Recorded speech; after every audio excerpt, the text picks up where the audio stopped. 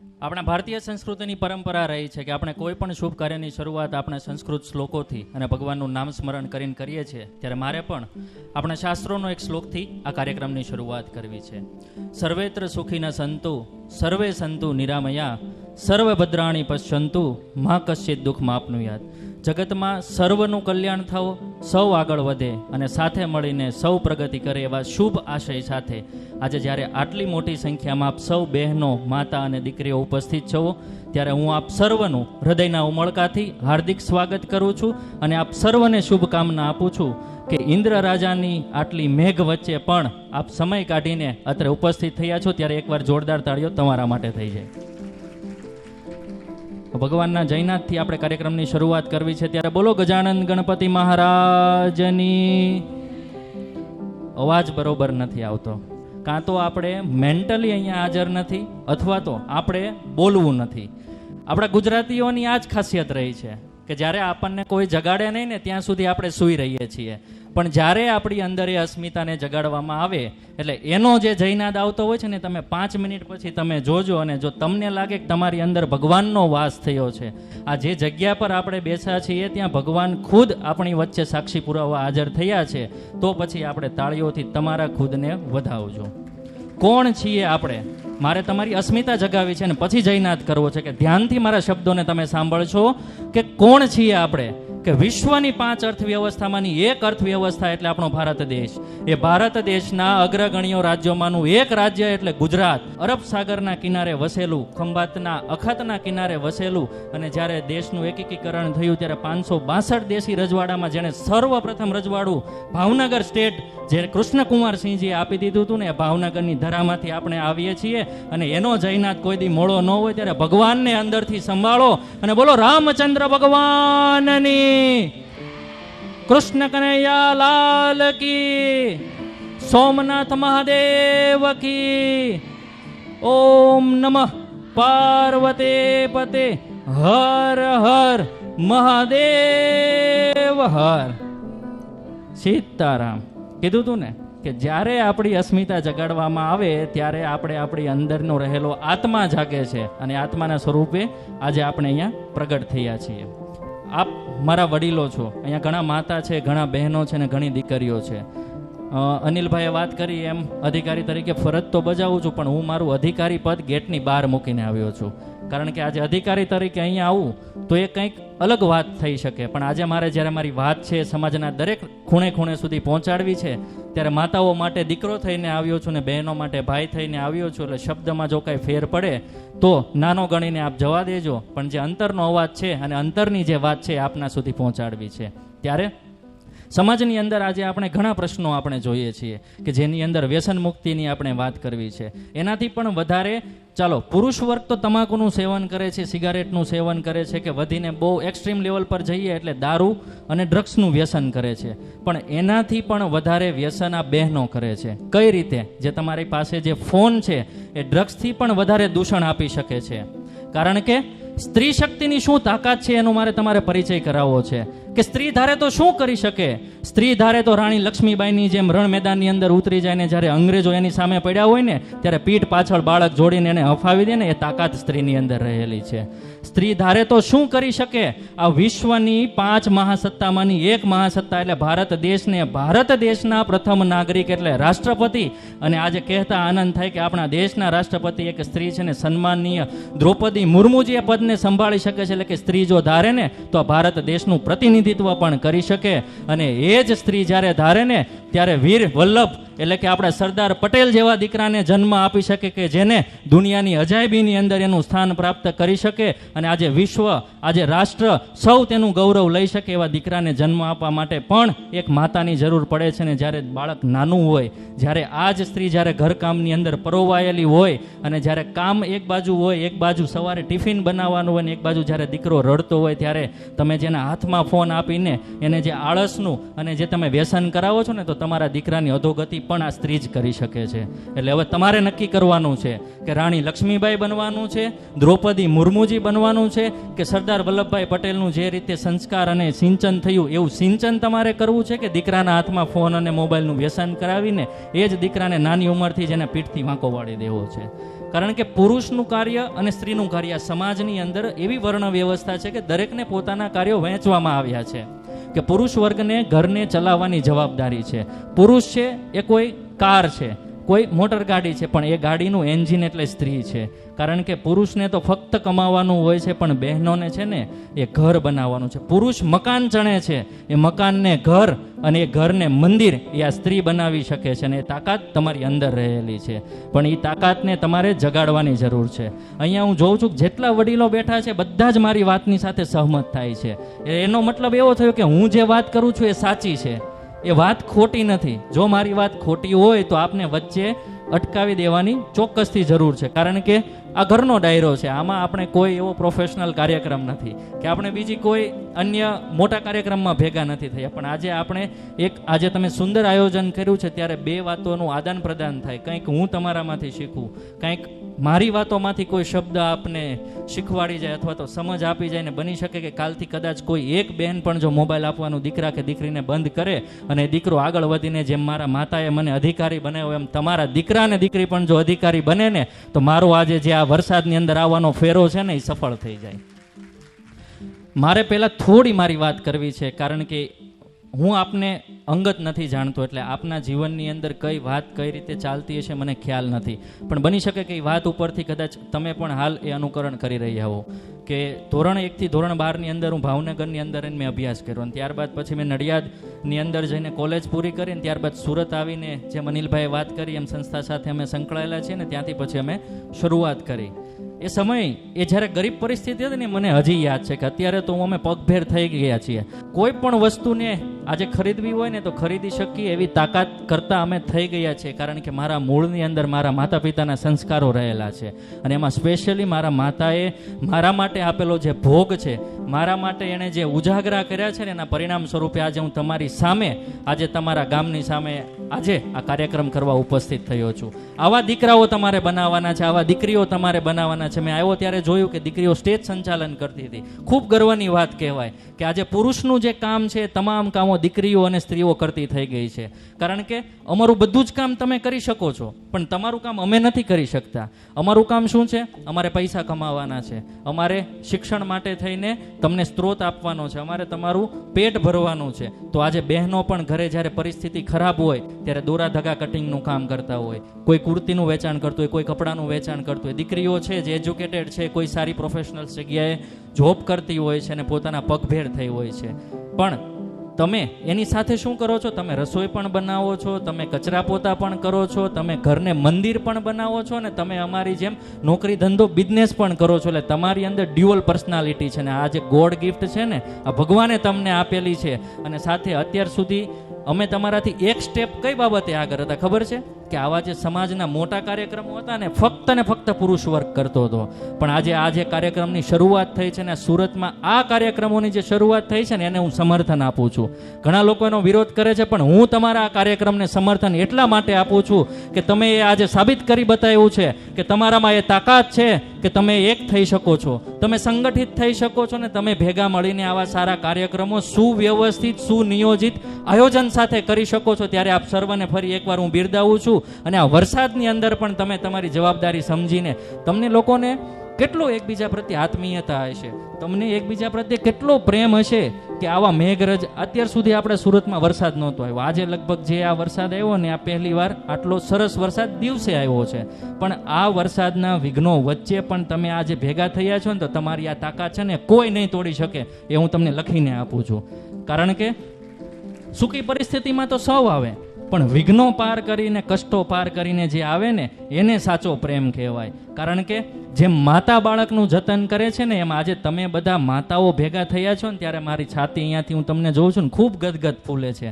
કારણ કે તમે એક ધ્યાને જે રીતે તમે કોઈ પણ, હું જ્યારે આવ્યો ત્યારે તમે લોકો એકબીજા સાથે વાતો કરતા હતા, એકબીજા સાથે કોઈ ગોસિપ કરતા હતા, તમે તમારી જૂની વાતો યાદ કરી હશે કે જ્યારે તમે નાના હતા ત્યારે સાથે તમે રમતા હશો, તમે સાથે ખેતરે જતા હશો અને સાથે આંબળી પીપળીની કોઈ રમત રમતા હશો કે જે પણ કાંઈ રમત હોય તેનું તમે ભોગવતા હશો. છો, તમે હવે આજે જ્યારે અહીંયાથી જશો ને ત્યારે અહીંયાથી તમે ખૂબ સારી મેમરીઝ લઈને જશો. તમને તમારો જે જૂના શૈશવના જે આપણે સ્મરણો કહીએ ને, સ્મરણો આજે તમને મળ્યા છે ને આજના થકી તમે લગભગ એક વોટ્સઅપ ગ્રુપ પણ તમે બનાવ્યું હશે, અને જો ન બનાવ્યું હોય તો બનાવી લેજો. કારણ કે વોટ્સઅપ એવું માધ્યમ છે કે તમે આજે ફિઝિકલ અત્યારે ભેગા થયા છો, હવે તમે આવતા વર્ષે ભેગા થવાના છો. કારણ કે હવે આ વર્ષે તમે કાર્યક્રમ કર્યો એટલે આવતા વર્ષે તમારી જે આ સેના છે ને એ હજી મોટી થશે, હજી આની અંદર જોડાશે. આજના કાર્યક્રમના ફોટો અને વિડીયો હજી લોકો જોશે, એટલે જે નહીં આવ્યા હોય ને એને મનમાં વસવસો રહી જશે કે અરે આટલો સરસ કાર્યક્રમ હતો અને વરસાદના કારણે મારાથી ન જવાયું. એટલે આવતા વર્ષે હું તમને અત્યારથી શુભકામના આપું છું કે આવતા વર્ષનો કાર્યક્રમ હજી પણ સારો કરો, અને પરમ કૃપાળુ પરમાત્મા તમને શક્તિ આપે કે હજી ખૂબ સારા લેવલ પર તમે કાર્યક્રમ કરો, અને તમારા કાર્યક્રમમાંથી અમે પણ શીખ મેળવીએ અને અમે પણ તમારા અનુકરણથી અમે આગળ વધી શકીએ. વાત કરવી છે ફરી એકવાર માતાની, કે માતા બાળકનું કેવું જતન કરે છે, કે પોતે ભીનામાં સૂવે છે ને બાળકને સૂકામાં સૂવરાવે છે. જ્યારે બાળકને તાવ આવતો હોય ત્યારે માથે આખી રાત પોતા મૂકે છે ને તેમ છતાંય સવારે એક પણ એક્સક્યુઝ નથી કરતી. કેવું સુંદર પાત્ર છે આ માનું, કે આખી રાતનો ઉજાગરો હોય તેમ છતાં સવારે જ્યારે કોઈ ઘરકામ હોય, ગમે તેવી પરિસ્થિતિ હોય એ ક્યારેય કહેતી નથી. ઘણીવાર તો એવા પ્રશ્નો બને કે એટલો શરીરમાં તાવ ધકધકતો હોય, એ તાવની વચ્ચે પણ આપણને ખબર ન પડવા દે ને ભૂલથી એના હાથને અડી જવાયું હોય ને, જ્યારે આપણને પીરસતી હોય ત્યારે માને પૂછે ને ત્યારે ખબર પડે કે મમ્મી આ શું થયું છે, ત્યારે કહે છે કાંઈ નથી થયું, બસ મને થોડો તાવ આવે છે. એવું પાત્ર મારી માવડિયું આપનું છે, અને આપનું જે આ કેરેક્ટર છે, આપની જે આ શક્તિ છે ને, એ શક્તિ જો અમને થોડીક પણ આપી દે ને તો અમે પણ ખૂબ પ્રગતિ કરી શકીએ. એવી શક્તિ તમારી અંદર મારી માવડિયું તમારામાં રહેલી છે. આ કાર્યક્રમમાં આવવાનો, આ કાર્યક્રમ હું તમને કહી દઉં, હું મફત ન થયો, મેં ચાર્જ લીધો છે. પણ ચાર્જમાં મેં રૂપિયા નથી લીધા. આ ચાર્જની અંદર મારે તમારા સૌ પાસેથી પ્રેમ, આશીર્વાદ અને લાગણી જોઈએ છે, કે તમારો જે આ પ્રેમ છે ને, તમારા જે આશીર્વાદ છે ને, એ આશીર્વાદ મને આપજો કે હજી પણ વધારે શક્તિ મારામાં આપે ભગવાન. આવા સુંદર કાર્યક્રમો જે થતા હોય ને, એ બધા જ કાર્યક્રમમાં સમયની અનુકૂળતા થઈને હું જઈ શકું, અને આપ સૌ જેવા જે આ માતા બહેનો છે ને એના આશીર્વાદ લઈ શકું, અને આપને જોઈને જે અમને ગર્વ થાય છે ને એવો સતત અમે ગર્વ લઈ શકીએ. કારણ કે માતાના આશીર્વાદ છે ને એ વરદાન સ્વરૂપ છે. મહાભારતની અંદર ગાંધારીજીએ આશીર્વાદ સ્વરૂપે દુર્યોધનને કીધું કે બેટા તું આવ, તારા શરીર પર મારી જેટલી નજર પડશે ને એ વજ્રનું થઈ જશે. એટલે આ માતાના આશીર્વાદની તાકાત છે ને, એવા આશીર્વાદ રૂડા અમને આપજો કે અમે ખૂબ આગળ વધી શકીએ અને અમે હજી પણ વધારે સમાજ સેવાનું કાર્ય કરી શકીએ. આ વાત થઈ માની મમતાની. હવે વાત કરવી છે આપણે સેકન્ડ ટોપિક પર સ્વિચ થઈએ છીએ, કે સોશિયલ મીડિયાની. કે બહેનો આજે ફોન આવ્યો છે ને, પહેલાના સમયમાં જ્યારે તમે જ નાના હતા ને ત્યારે ફોન નહોતો ને, એટલે લાગણી વધારે હતી. કારણ તમારે એમને રૂબરૂ મળવું પડતું હતું. તમે રૂબરૂ મળવા માટે થઈને એમના ઘરે બેસવા જતા હતા. પણ આ સ્ટેટસના જમાનાની અંદર ફોટા જોઈને આપણે રાજી થઈ જઈએ છીએ. એના ફોટામાં આપણે માણી લઈએ છીએ કે બસ આ તો મળી લીધું ને, ફોનમાં વાત થઈ કે આપણે મળી લીધું ને. પણ એ ડિજિટલ અને સોશિયલ તે સોશિયલ, અને જે પ્રેઝન્ટ છે અને જે નજર સામે દેખાય છે એની સામે કોઈ મળી શકતું નથી. તો તમે વોટ્સઅપ ગ્રુપ બનાવ્યું હોત અને એમાં મેસેજથી વાતો કરી હોત તો એ જ વાતો થાત ને જે તમે અહીંયા બેસીને કરો છો, કે આપણે નાના હતા ત્યારે આમ જતા અને ઓલી બોરડીમાંથી બોર પાડવા જતા ને પેલા ખેતરે આમ ચીબડા લેવા જતા ને વગેરે વગેરે. પણ જે રૂબરૂ મુલાકાત છે અને જે રૂબરૂ લાગણી છે અને એ જે સ્નેહ છે ને, એ સોશિયલ મીડિયાની લાઈફની અંદર ક્યાંય નથી. બીજી વાત કરવી છે, ખાસ દીકરીઓ અહીંયા આવી છે ત્યારે દીકરીઓ માટે, કે આજે જ્યારે દીકરીઓ કોલેજની અંદર જાય છે ત્યારે દીકરીને આપણે એવા સંસ્કાર આપવાના છે કે કોઈ પણ બહારી તાકાત એને સ્પર્શ ન કરી શકે. અને જ્યારે દીકરીઓ હાજર છે ત્યારે મારે દીકરીઓને પણ કહેવું છે કે આ દુનિયાની અંદર ધ્યાન ખોલીને સાંભળજો, આ દુનિયાની અંદર મા બાપ, ભાઈ અને પિતા સિવાય તમને વધારે કોઈ પ્રેમ કરી જ ન શકે. કોઈ બહારી તાકાત તમને પ્રેમ કરી જ ન શકે. કારણ કે આ જે પ્રેમ છે ને એ નિસ્વાર્થ છે ને, નિસ્વાર્થ પ્રેમ તમને કોઈ ન આપી શકે. જે છોકરો તમને સેકન્ડના પળભારની અંદર મેસેજનો રિપ્લાય આપે ને, એનાથી વધારે ફ્રી છોકરો જ કોઈ ન હોય. કારણ કે અત્યારે જે જેન્યુન છોકરાને જે નોકરી ધંધા બિઝનેસની અંદર છે ને, એની પાસે એવો ફુરસદનો સમય જ નથી. એ પોતાની અંદર જ અટવાયેલા છે કે કઈ રીતે જીવનમાં આગળ વધવું. પણ જેમની પાસે કાંઈ જ વસ્તુ નથી, ચાની કોઈ ટપરીની બેઠા હોય, એક હાથમાં ચાનો કપ હોય, એક હાથમાં ફોન હોય ને, એ જે તમને મોટિવેશનના વિડીયો મોકલે, તમને કોઈ સારા એક્સપ્લોર કરવાના વિડીયો મૂકે ને, તો એની સંગત તમે દૂર કરી દેજો. કારણ કે એમાં કેવું છે કે આપણી દીકરી કે દીકરાનો વાંક નથી હોતો. કારણ કે એ જે સંગતની અંદર જાય છે એ સંગતમાં એ જોડાઈ જાય છે. કારણ કે અત્યારે તમે તો કોઈ કોલેજ ન ગયા હોય, પણ અમે તો હજી રિસેન્ટ એમાંથી જ નીકળેલા છીએ, એટલે આ તાજેતરનો અનુભવ તમને શેર કરું છું કે ગ્રુપની અંદર 5 મિત્રો હોય. 5 મિત્રોમાંથી 4 મિત્રોને કોઈ છોકરી સારી ફ્રેન્ડ હોય કે જેને ગર્લફ્રેન્ડ કહેવાય ઇંગ્લિશની અંદર. તો જે પેલો એક છોકરો હોય ને એને એમ થાય કે અરે આ 4ની પાસે તો છે, મારી પાસે તો નથી. એટલે પેલા 4નું અનુકરણ કરીને એ શીખે છે. એટલે તમે એને એવા સંસ્કાર આપજો કે જે રીતે મહાભારતની અંદર માતા કુંતાએ એના પુત્રોને સંસ્કાર આપ્યા હતા ને કે ધર્મની સાથે રહેજો ને છેલ્લે સત્ય અને વિજય ધર્મનો જ થાય છે, એમ તમે પણ એમને એવા જ સંસ્કાર આપજો કે સારા ગ્રુપની અંદર સંગત થાય, સારી જગ્યાએ સંગત થાય અને બીજી જગ્યાએથી દૂર રહે. એવું તમે વ્રજ્રના એને સંસ્કાર આપજો, એનું વ્યક્તિત્વ એવું વ્રજ્ર જેવું બનાવજો. કારણ કે આપણે એમનું શરીર વ્રજ્ર જેવું નહીં બનાવી શકીએ, પણ તમારામાં એ તાકાત છે કે એના વિચારો વ્રજ્ર જેવા બનાવજો કે બહારથી ગમે તેટલું આક્રમણ થાય ને એ તીર ત્યાંથી બહાર જ જતું રહે ને દીકરો ગર્વથી કહી શકે કે મમ્મી આજે તારા પ્રતાપે આજે હું અહીંયા પહોંચ્યો છું ને આજે હું પગભેર થઈ ચૂક્યો છું ને. આવા સમાજનું આપણે નિર્માણ કરવું છે. એ નિર્માણની શરૂઆત તમારા થકી થઈ શકે એવું છે. કારણ કે તમે ઘરને મંદિર બનાવો છો. દીકરા કે દીકરી જ્યારે નાના હોય ને ત્યારે એ બાળકને દૂધ પાવાથી લઈને એને સંસ્કાર તમારે આપવાના છે. ગર્ભની અંદર રહેલા બાળકને સંસ્કાર પણ તમારે આપવાના છે, પુરુષ નથી આપી શકે એમ. માટે તમે જેવું ઘડતર કરશો ને એવું ઘડતર એનું થશે. તમે એને શિવાજી મહારાજ બનાવશો તો એ શિવાજી મહારાજ બનશે. તમે એને વલ્લભભાઈ પટેલ બનાવશો તો એ વલ્લભભાઈ પટેલ બનશે. પણ તમે જેને જો અત્યારથી જ મોબાઈલ અને વગેરેના રવાડે ચડાવી દેશો ને એ કાંઈ જ નહીં કરી શકે. કારણ કે નાનું બાળક હોય છે ને એ સેન્સિટિવ હોય છે, એનું મગજ સેન્સિટિવ હોય છે. એ દરેક નાની બાળક ક્યાંય શીખીને નથી આવતું, ભગવાન એને ત્યાંથી કોરી હાર્ડ ડિસ્ક કરીને મોકલે છે. હવે તમે એની અંદર જેટલું કચરું નાખો ને એટલું કચરું જાય ને જેટલા સંસ્કાર આપો ને એટલું એની અંદર સંસ્કાર જાય.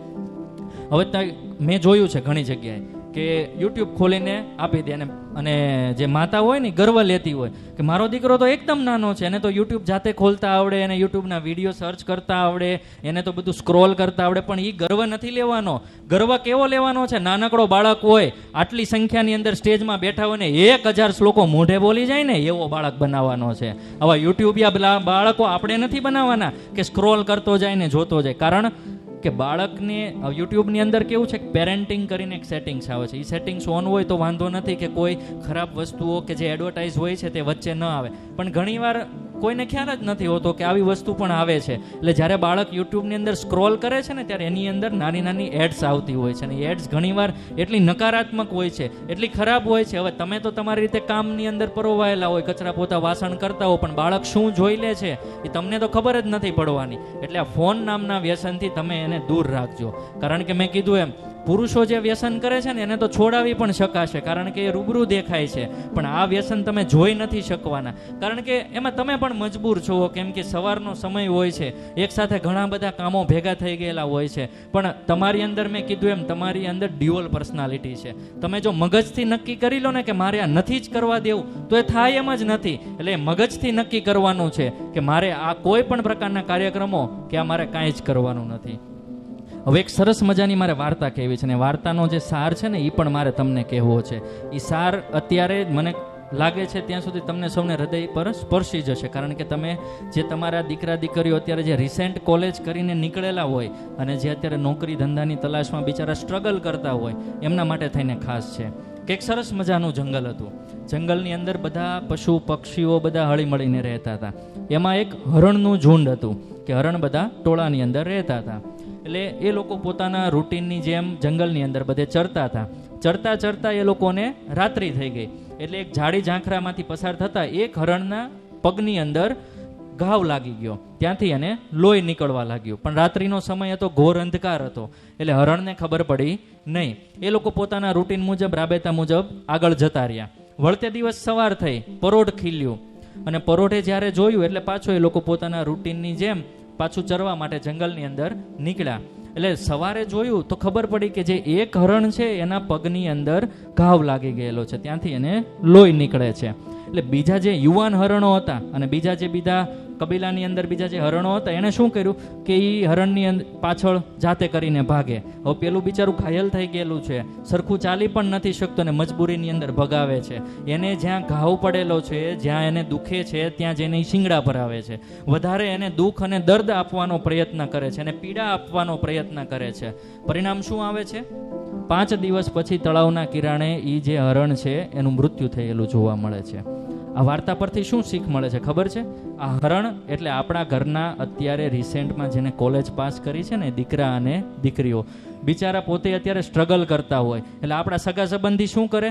જાતે કરીને એની પીન માર્યા કરે, જાતે કરીને એમ કે આ કાંઈ કરી નહીં શકે, આને આટલો ખર્ચો કર્યો, આને આવું કરવાનું નહોતું, આ દીકરીને ભણાવવાની જ નહોતી, આને 12 પાસ થયા પછી આને આમે આપણે પરણાવીને એને સાસરીએ જ મોકલવાની છે. આવા બધા આપણને મતલબ ટોણા મારવામાં આવે. પણ જ્યારે એ જ દીકરી જ્યારે કોઈ સારું અચીવમેન્ટ કરી લે, જ્યારે કોઈ સરકારની અંદર સારા અધિકારી તરીકેની પોસ્ટમાં આવે અથવા તો સારો બિઝનેસ કરે ને, એ દિવસે ગજરો લાવીને એ જ ઊભા રહે ને કહે કે અમને તો ખબર જ હતી કે આ તો તમારી દીકરીની અંદર તમારું લોહી છે, એટલે એ તો સફળ થવાની જ હતી. એટલે આ પ્રશ્નો આપણા સમાજની અંદર રહેલા છે, એટલે આ દેખાદેખીની અંદર છે ને તમે પડતા નહીં. આ કહેવા માટે થઈને હું આજ ખાસ આવ્યો છું, કારણ કે એ તો જે સ્ટ્રગલ કરતા હોય ને એને ખબર પડે, જેને દુઃખ જોયું હોય ને એ દુઃખની વાત કરી શકે. એટલે આ સ્ટ્રગલની અંદર પસાર થઈ ચૂક્યો છું અને અત્યારે તમારા દીકરા દીકરીઓ પણ પસાર થતા હશે, એને સપોર્ટ આપજો. એકવાર ખાલી એની બાજુમાં બેસીને એને ખભા પર હાથ મૂકીને કહેજો કે બેટા તું ચિંતા ન કર, તું દુનિયા નથી હારી ગયો કે તું દુનિયા નથી હારી ગઈ, હું અને તારા પપ્પા તારી સાથે છીએ. અને પછી તમે એની પ્રગતિ જોજો, 3 મહિનાની અંદર એના અટવાયેલા કામો પૂર્ણ ન થઈ જાય ને તો એ તાકાત તમારી અંદર છે, એ તાકાત તમે જગાડજો. ક્યારેક બેસીને વાત તો કરો, ક્યારેક એના પ્રશ્નો તો તમે સાંભળો. કોઈ બહારનો વ્યક્તિ આવીને જે કહી જાય છે એનું ફક્ત અનુકરણ ન કરો, કારણ કે ભગવાને ઉપરથી બધાને માણસને મોકલ્યા છે, પણ બધાને જેમ દરેક 4-વ્હીલરની અંદર એન્જિન અલગ હોય એમ બધાના એન્જિન અલગ હોય. કોઈની સાયકલની સ્પીડ હોય, કોઈની 2-વ્હીલરની સ્પીડ હોય અને કોઈની 4-વ્હીલરની સ્પીડ હોય. બધું ગોડ, અમુક વસ્તુ ગોડ ગિફ્ટેડ હોય. આ પ્રકૃતિની અંદર ભગવાન નામનું તત્વ હજી જીવે છે. એટલે ભગવાને જે ઉપરથી, કારણ કે દીકરા ને દીકરી જે આવ્યા એમાં લોહી તો આપણું જ છે, તો આપણામાં હશે તો એનામાં આવશે, કૂવામાં હોય તો હવાડામાં આવે. તો આપણે જેટલા હોશિયાર નહીં હોઈએ કે આપણે જ સાયકલ હશું અને તમે પછી એમ કહો કે જેટ સ્પીડની જેમ પ્રગતિ થાય છે, તો એ શક્ય નહીં. તો તમારે કરવી હતી ને, તમારાથી થાય એવું હતું તો તમારે કરવી હતી ને. પણ એ બિચારા પોતે સાયકલ હોય તો એમાંથી ધીમે ધીમે અપડેટ થવાનો પ્રયત્ન કરશે. કોઈ આ જગતમાં શીખીને નથી આવ્યું, બધાએ અહીંયા આવીને શીખવાનું જ છે. અને આ જીવન છે ને એ એક્સપેરિમેન્ટ છે, પ્રયોગશાળા છે, એમાં ડગલે ને પગલે તમારે શીખવાનું છે. કારણ કે આ રંગમંચ છે, આની અંદર ભગવાન ક્યારે આપણને કયું પાત્ર આપી દે ને એ કોઈને ખબર નથી. આજે મને પાત્ર આપ્યું હશે કે મારે આજે વક્તા તરીકે થઈને આવવાનું છે, તો હું આજે વક્તા થઈને આવ્યો છું. કાલે સવારે મને પાત્ર આપ્યું છે કે મારે અધિકારી તરીકે મારા ફરજ પર હાજર થવાનું છે, તો હું ફરજ પર હાજર થઈશ. સાંજે આવીશ એટલે માતા પિતા માટે હું દીકરો થઈ જઈશ. એમ બધા અલગ અલગ પાત્રો આપણને આપેલા છે. એટલે દેખાદેખીમાં પ્લીઝ આપ ન પડશો. આપને કરબદ્ધ પ્રાર્થના કરું છું કે આ દેખાદેખીથી દૂર રહેશો. ફોન નામના વ્યસનથી આપના બાળકને પણ દૂર રાખજો. અને આ સાથે જો આગળ વધશો ને તો ખરેખર હું માનું છું કે તમારા દીકરા કે દીકરીની પ્રગતિ કોઈ નહીં રોકી શકે. અને બીજું કે તમારા દીકરા અને દીકરીઓને જો સરકારી પરીક્ષાની અંદર પણ આગળ વધવું હોય ને તો અમે પણ સંસ્થા ખૂબ સારી ચલાવીએ છીએ. અનિલભાઈનું માર્ગદર્શન લેજો, એ તમને ગાઈડ કરશે. તમારા દીકરા અને દીકરીને તમે મોકલી આપજો અને એને એક લાઈનની અંદર કહું તો ભગવાન શ્રી કૃષ્ણ જેવું સામર્થ્ય અમારામાં નથી, ભગવાન શ્રી કૃષ્ણ જેવું સામર્થ્ય અમારામાં નથી, પણ તમારા અર્જુન જેવા જો દીકરા અને દીકરીઓ હશે ને તો માછલીની આંખ દેખાડીને એને લક્ષ્યવેધ કરાવવાનું કામ અમારું છે. એ અમે કામ કરી બતાવશું, પણ તમે એકવાર તૈયારી બતાવો. અને આ સાથે જ આ સ્પીચને હું વિરમું છું.